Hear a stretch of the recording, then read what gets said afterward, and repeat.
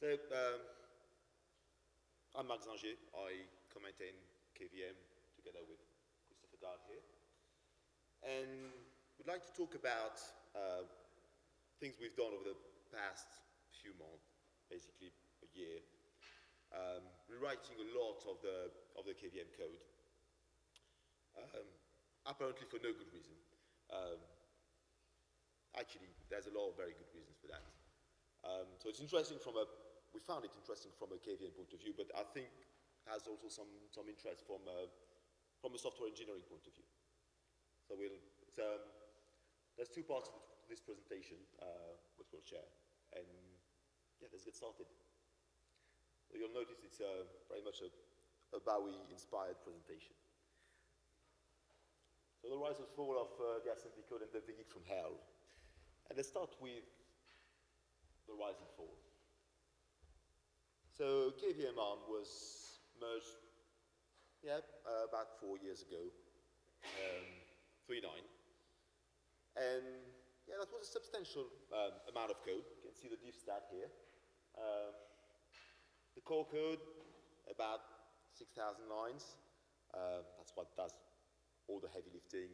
And there's this VGIC, which we'll talk about later, which is the virtual interrupt controller, and some timers. Overall, about 9,000 lines of code, 10% of rather hairy assembly code, which implement the world switch.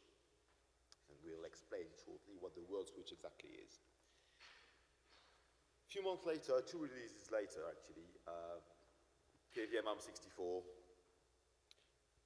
based on the exact same structure, actually reusing a lot of the existing code. World switch in assembly code, everything else in C. We really made a conscious effort not to reinvent the wheel and to keep the whole design consistent across the two architectures. So about 3,000 lines of extra code and about 1,000 lines of handwritten assembly code. So what does this assembly code do? Basically, it swaps two execution environments, the host and the guest. So it's going to take care of your general purpose registers, floating point, all the system registers that define how virtual memory behaves, for example, and an interrupt context, the interrupts that are in flight that can be acknowledged and processed by the guest. Also, that code handles everything that's happening whilst a guest runs. So any exception, any page fault, all the paravirtualized services, interrupts, all that causes an exit from the guest into this EL2 hype code. It also offers a number of services to the host, such as managing TLBs and also go run that virtual CPU. And that's what we call the world switch. So it looks pretty simple.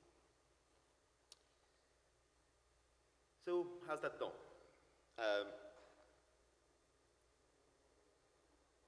So the world switch uses a number of data structures that are mapped from EL1 to EL2. So the kernel manipulates them, but the code at EL2 manipulates them as well. That's where we're going to save and restore all these registers, both from the host and the guest. We have some simple calling convention between these two exception levels. We use hypercall, so the HVC instruction, which will take a number of parameters. So you pass a function pointer, you pass a number of parameters that are the parameters of that function. And why do we have to do that, actually? That's because EL2 is a completely separate address space. Has nothing in common with the kernel. It runs with its own page tables. It's completely different. The kernel is not mapped there. There's no kernel code. There's only the hype code, our world switch, and these sparse data structures. So when we want to enter a VM, we start from the host at EL1. We jump to EL2, do our little things, swapping things around, and do an exception return into EL1, but this time as the guest. And we run for a while. Then the VM will exit for some reason, page fault, interrupt, whatever. And we do the same dance in the opposite order. So we take the exception to EL2, do our little swap again, and restore to EL1 on the host. And the initial code for that was really, really straightforward. You just read a bunch of registers, you write them, and you restore them from structure, you do an exception return, done. But that's fine as long as you have a very static architecture. And yeah, static is not exactly what defines in the best way. So we've started adding a lot of things like Gig v3 support. Gig v3 is not memory mapped, it uses system registers, so the whole interrupt configuration started changing. Always saving and restoring your 14-point register is expensive, so we're starting doing things in a more lazy way. That started really, really complicating the code. And then we started adding all the debug, thanks to Alex Bennett, who really puts a lot of effort into that. And that was really, really hairy. Because it's exception-driven, the interaction between the various code paths are not simple to see. Also, because you don't have a high-level language, you deal with all the register allocation by hand. And that's a bit crazy sometimes. It's very easy to inadvertently corrupt a register if you haven't taken all the possible paths into account.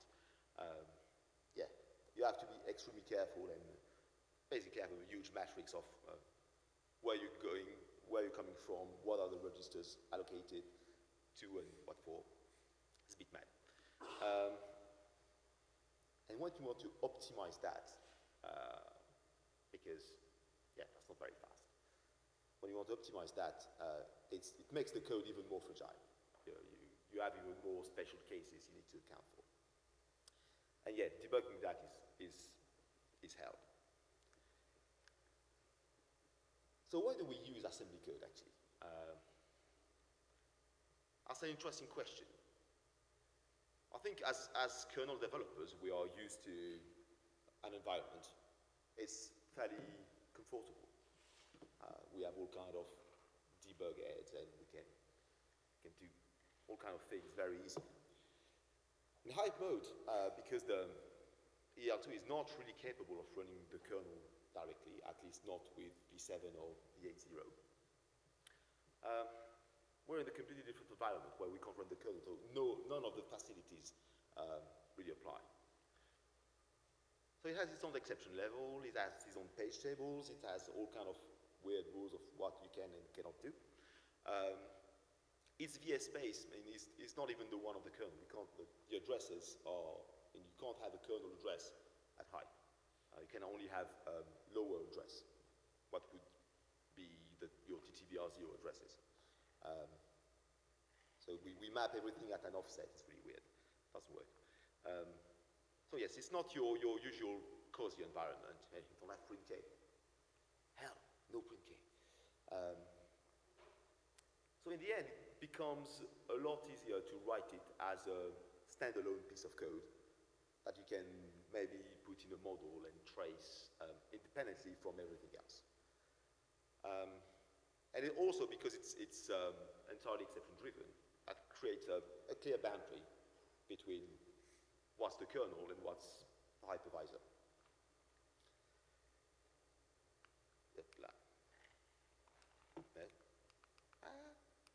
That's the one.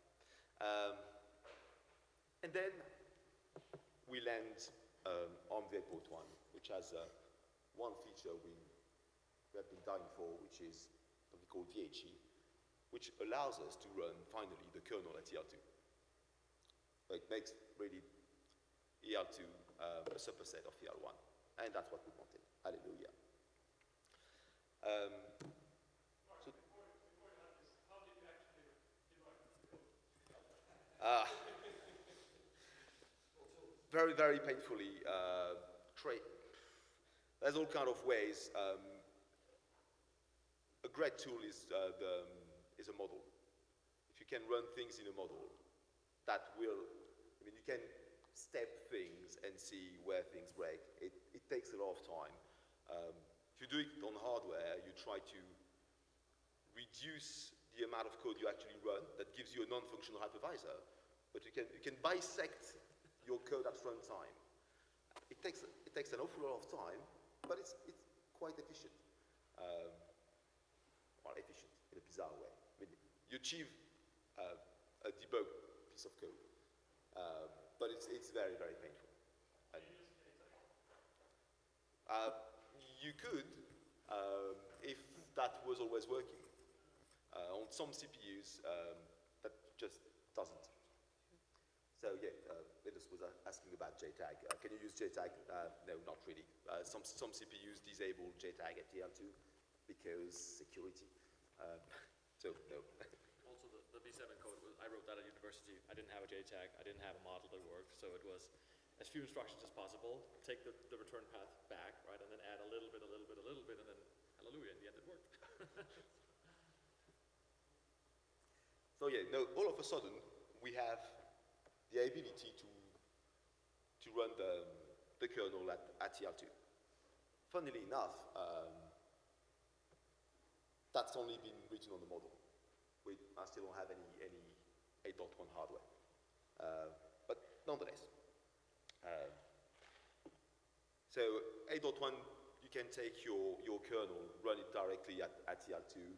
The hardware ensures that some of when all the EL2 registers are alias to the EL1 counterpart, it's all fun.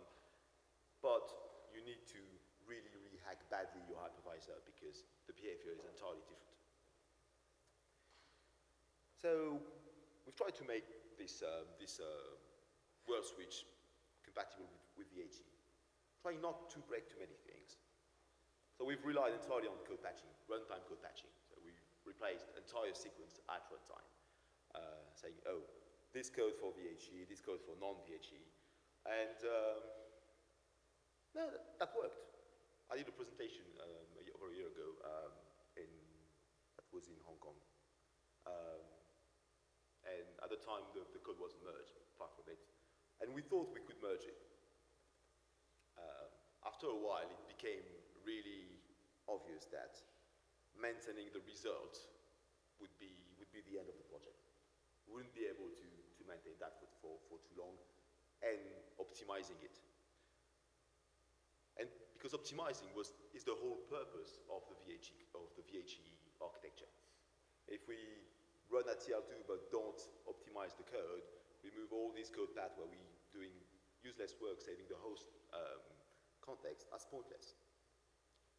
So that's the point where you start thinking, well, maybe it's time to put a bullet in this code and redo things. So what is actually required to run some, bona fide C code at TL2? Absolutely nothing. It's just dead easy. All you need is a stack. All you need is respect the normal calling convention, the AR64 PCS, and because you're using GCC that will generate some static data, read-only data, you need to map that into EL2. And with that, just that, you're able to run basic C code at EL2. Bit more, you need to add a few more things that are really Linux specific. You need to isolate that code, put it in a separate section so that you can map it directly at EL2. You need to make sure that you don't call any kernel function. Still, no print K, really, because these functions are not mapped. They live in a different address space, well, everything's different. Only the instruction set and the way things work are common. And more annoyingly, you need to make sure that nothing gets traced or instrumented. You can't have a call to mcount as a prologue of your function. That doesn't work. That lives in the kernel code. That's going to be generated by GCC probably, and yeah, you can't deal with that. And yeah, in a way, that sucks. So we still have some assembly code that is required. We still need to call into hype mode. We still need to execute that HVC instruction, which interestingly degenerates to a simple function call with VHE. That's pretty cool. And once we're at TR2, entering the guest is actually just that, calling a C function, what looks like a C function, that does guest enter. That's actually written in assembly code, and that restore the self-restore the general purpose registers. Everything else has been done from C code, including virtual memory and interrupt context, everything else. And we do an exception return into the guest TL1. It's really, it's about 10 lines of code. It's really small. And when we exit, well, we make sure that that looks from the C code like that guest enter function returning with an exit code saying, oh, you've exited for this particular reason. It looks pretty elegant. Everything else just pure C code, box standard. So what did it take? Very little actually. 2 weeks of holiday. Yeah, thanks Liz. And yeah, as you can see, we've actually removed some code. Very few bugs as a result of that complete rewrite. That's because we have a compiler, and it catches things very early.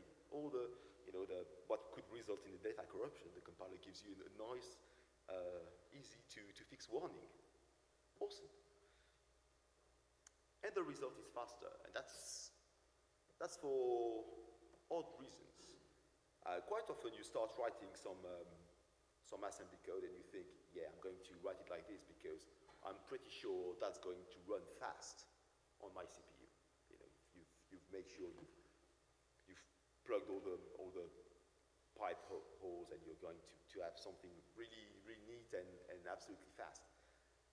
Actually, CPUs are really designed to execute compiled code. That's what they are tested with. That's what they are validated with. Effectively, we end up with a bit more generated code that executes, yeah, reasonably faster, measurably faster, 5%, give or take.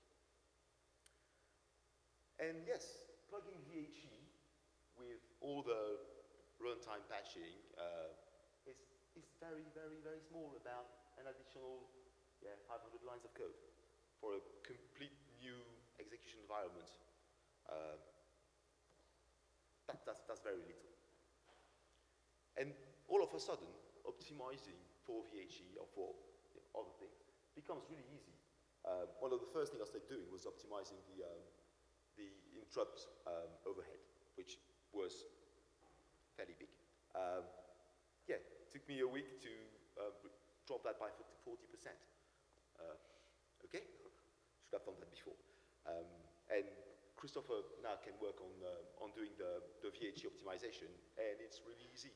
We can even share some of the hype code with a 32-bit port, which makes it also reduces the burden of maintaining two architectures in parallel. So sometimes reinventing the wheel is pretty good, and sometimes it's worth considering. Thank you, and I'll offload that to Christoffer. I'm not going to dance, but yeah, this is sort of the picture I could just find with Google Images that resembles my thoughts when I think about the gig that we used to have. So the VGIC from hell. That's the other part of the main sort of redesign work that we've done. If we're going to talk about the VGIC, we should talk about the gig. What's the gig? I don't know how many people in here are familiar with the internals of the gig, but I don't think you have to understand this picture fully, but it's actually a simplified view, just put there to sort of illustrate that this is a relatively complicated piece of hardware that we try to drive. So in essence, you have devices up here, right, and they can signal into the gig that there's something happened by raising a line. And then you have the gig talking to the CPUs by raising two lines, by the red dotted line here. And you have the CPU being able to talk back to the gig via the blue lines. On gig V2, it's an MMIO interface, and gig V3, it's mixed MMIO and system registers. So the gist of the gig is that you have devices signaling interrupts into the gig. You have CPUs being able to receive interrupts. They can acknowledge them, figure out what caused the interrupt, and can complete the interrupts once they're done dealing with them, what we call EUI them. And CPUs can configure the gig. It can do stuff like set the CPU affinity. So say for this type of interrupt, we want it to go to this CPU. You can set the priority. You can configure whether an interrupt has level or edge triggered semantics. You can enable or disable interrupts and more fun stuff. And also very importantly, you also use the gig to send interrupts from one CPU to another CPU to do IPIs. So what's this V in VGIC? Well, that's the virtualization part, because the gig actually comes with hardware support for virtualization. And the way that works is that normally you have a CPU interface that your physical CPU would talk to. For the virtualization support, you now have an additional CPU interface in hardware, which is for virtual machines. So virtual machines can talk directly to this virtual CPU interface, do things like acking interrupts, EOIing interrupts, without trapping. Okay? And the virtual CPU interface represents to the VM what the hypervisor has programmed into the hypervisor control interface, only accessible by the hypervisor. And that's really a representation of virtual interrupt state. So if you have virtual devices, a virtual network card, that kind of stuff, they show up there. You also have the added benefit, in addition to not having to trap so often, you also have hardware taking care of priorities, priority masking, that kind of stuff. So the software problem with the gig is that it's split in these two parts, the distributor and the CPU interface. The distributor is the configuration side, the side that receives interrupts, and the CPU interface is the delivery side, the ones that delivers interrupts to the CPU. The problem is you don't have virtualization support for the distributor, so you have to emulate that in software. The CPU interface is the one that supports virtualization. From a software architecture point of view, it looks sort of like this. So the VGIC is a big part of KVM, and both user space, QEMU, can talk to the VGIC. The hardware can talk to the VGIC code. The VMs talk to the GIC, and that's reflected via the GIC back to the VGIC code. The challenges in writing that kind of software is you have loads of state, right? So you have all these pieces of state per interrupt. You have big global state. You can entirely disable or enable the distributor. You have these virtualization-specific per vCPU state, like list registers. And all of that is per VM. And then you have a bunch of transitions. So user space and vhost components in the kernel can make virtual IRQ lines go up and down. You have virtual CPUs can make interrupts pending to other virtual CPUs. That's virtual IPIs. You have virtual CPUs being able to modify the state of interrupts for other virtual CPUs.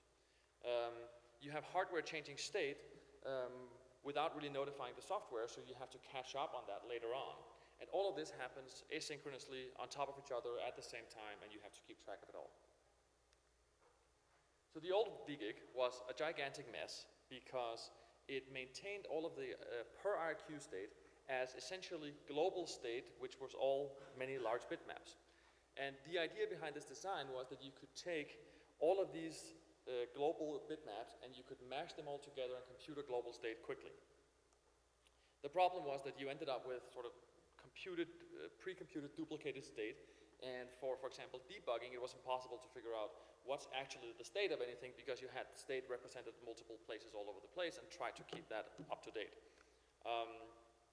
Another big issue with the old VGIC was that the concept of level-triggered interrupts was sort of shoehorned into the design, and we tried for 3 years, to fix that after the fact, and that this just never really happened. We just kept finding bugs and bugs and bugs. So the symptoms of that was that it was very, very hard whenever we had to debug something to figure out what is in fact the actual state of the gig in any given situation. We also required a global log because basically all per interrupt data was now global data. So you required a global log per VM, which meant that you essentially serialized every single virtual CPU operation. So if you run perf on the old VGIC on a system that runs a reasonable workload, you'll see this log show up with high contention. You also had very unintuitive code. So if you had, say, somebody saying, I want to disable this interrupt, you had to go and find a bit position in a global bitmap and recompute multiple things and have all sorts of conditional checks. And that really, in the end, drove me and Marc to the point of insanity. So what we did was we got together in basically a hotel conference room in Cambridge for a week, a bunch of people, and we said, okay, let's design a new VGIC, thinking about gig v2, gig v3, and how to add the ITS on top of that. And the design was based on two key insights. So the first is that RQs are a rare event, right? It's most of the times there are none of them in flight, and you shouldn't have to go and do anything complicated at all. You should just easily be able to say, there's no interrupts, let me carry on. The other thing is that MMIO operations, the configuration path, is a rare, even more rare event, and it's not in the critical path, and it can essentially take as long time as it wants. So we ended up with this design where we say, okay, what the basic idea is, let's just have a basic struct per interrupt that just has fields for all its states. So if you want to disable an interrupt, you find the struct, you disable it, it's a Boolean. But this thing of figuring out, if you have more than 1,000 interrupts, and you just have a long list of them, and you want to figure out, is anything pending, is anything active, is there anything I need to pay attention to? How do you do that when you have more than 1,000 interrupts, and they're all just individual structs? So obviously just iterating through all of them is not really an option. So what we came up with was this idea of having a list per vCPU that we now call the AP list. It was originally called the blue list, and I kind of advocated that we should keep calling it the blue list, and the reason was we used a blue pen to draw it on the whiteboard. It's called the AP list because it's a list of all interrupts that are either active or pending. So it works in the way that whenever you're entering the VM, you just look at the AP list for that virtual CPU, and you say, if there's anything on that list, find the two, program the hardware gig with it. If there's nothing for you to do. So that the common case where there are no interrupts is just a simple check. If the list head is empty, you're done. The added benefit is that if you have a lot of pending interrupts and you use priorities, you just sort that list, and then you queue them in that order. So the complexity of the new design comes down to locking, because we want more fine-grained locking than previously, because we have data that shows that just locking the whole thing is a problem. So our locking scheme becomes a lock per interrupt structure to ensure that the internal consistency of that structure. You also get a lock per list, so that you can manipulate the list as you need. And we also need an invariant that says that only the vCPU thread itself may ever remove an interrupt from the AP list. So sometimes you need to grab more than one log, and the solution to that problem is, which we know from other work, that you define a strict locking order. So the locking order becomes always grab the list log first, and then grab the RQ log. And if you need to grab multiple list logs, you grab the one for the lowest numbered virtual CPU first. This is all well documented in the VGIC.c file, and by the way, that's the directory where you find all of the shiny new VGIC code. So don't try to understand this right now, and you can go look at it afterwards, but that's the example of the worst locking situation you end up in. And that happens if you have a pending interrupt and you want to move that to a different CPU, or virtual CPU. So this would happen, for example, if you're doing balancing under a heavy RQ load. And what you end up having to do is essentially take the lowest numbered AP list first, then the second one, then the interrupt, and you have to check everything along the way that nothing changes behind your back if you need to release anything. And then once you get to a state where you can actually move the interrupt, you move it over. So the status of the new VGIC is that it was merged in 4.7. We kept the old one around actually until 4.8 with a config option, default being the new one, because we're afraid that rewriting this significant amount of code would break things. Turned out it really didn't. I don't think anybody really used that config option. Had about 600 fewer lines of code, and it was pretty stable since the merge. Better performance, and much happier maintainers. So actually all of the stuff that needed to come on top of this, the ITS for example, it would have been impossible to do with the old code base. So that it was really successful project. And a huge thanks goes out to Andre and Eric and Peter and Alex. Actually, the key insights on how to design these things came from Peter and Alex at think in Hong Kong as well, in the Lenovo Connect a while back. So with the entire rework that me and Marc have done on all this, and with the other guys, LAS KVM on ARM is in a pretty good shape overall. We have a really decent maintainable code base. It's pretty stable. We've added GigV3, ITS, we've added vhost with virtual MSIs and virtual ITS. We have VGIC support, as Marc talked about. We've done some nice optimizations. And GigV3 Save Restore is right on the doorstep. ITS Save Restore, something we're going to have to do after that. A lot of work is going in on PCIe with the MSI pass-through. If anybody has some spare cycles and wants to go and review patches from Eric Auger on this front, please go ahead and do so. We're working on cross-CPU type support. So if you have a data center with more than one type of CPUs and you want to move VMs between them, figuring out some way of supporting this. So Shannon, I don't know if he's in the room, but he's carrying this work. Yep. Oh, the interrupt translation service. The interrupt translation service. So it's another fantastic ARM thing. So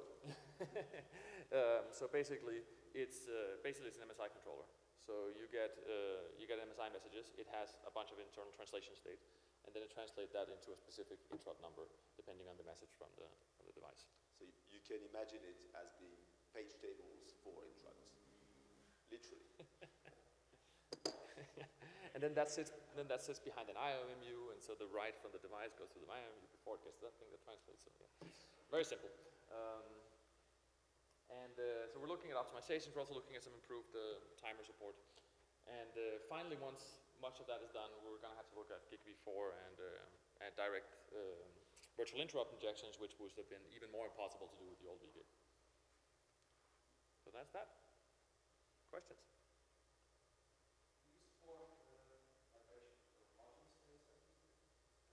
Do we support migration for?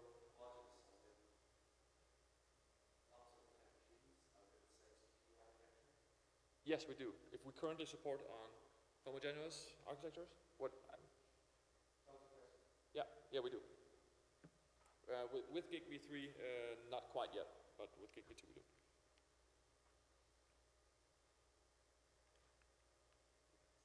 Any other questions? All right, let's dance.